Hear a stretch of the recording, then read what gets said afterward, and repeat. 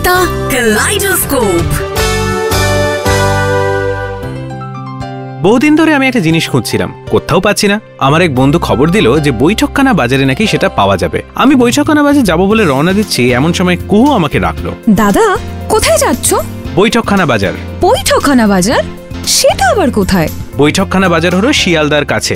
বাবা, এই বাজারের নামই তো আগে শুনিনি। এই বৈঠকখানা বাজার খুব পুরনো, জানিস তো, সিরাজউদ্দৌলার আমলের। কিন্তু এর নাম বৈঠকখানা কেন? বৈঠকখানা নাম এই কারণ একটা সময় ছিল, সেই সময় যখন বিভিন্ন ক্রেতা বিক্রেতারা যারা আসতো, তারা তাদের জিনিস বিক্রি করবার জন্য এই বৈঠকখানা বাজার এলাকায় একটা বড় বট গাছ ছিল, তার তলায় এসে তারা বিশ্রাম নিত এবং তাদের জিনিস কেনা বেচা করতো এবং করে তারা আবার ফিরে যেত। বৈঠকখানা মানে হচ্ছে রেস্টিং প্লেস, সেই নাম থেকেই এই নামটা পরিচিত হয়ে যায় বৈঠকখানা বাজার। তা এটা এক্স্যাক্টলি কোন লোকেশনে দাদা? শিয়ালদার কাছে বিপিন বিহারী গাঙ্গুলি স্ট্রিট থেকে মহাত্মা গান্ধী রোড অব্দি এই রাস্তাটাকে বলা হয় বৈঠকখানা বাজার। এই দেখ, তোকে এলো, বৈঠকখানায় বসে আসছি। বৈঠকখানা? বৈঠকখানা মানে লিভিং রুম। আগেকার দিনে লিভিং রুমকে বলা হতো বৈঠকখানা, বুঝেছো?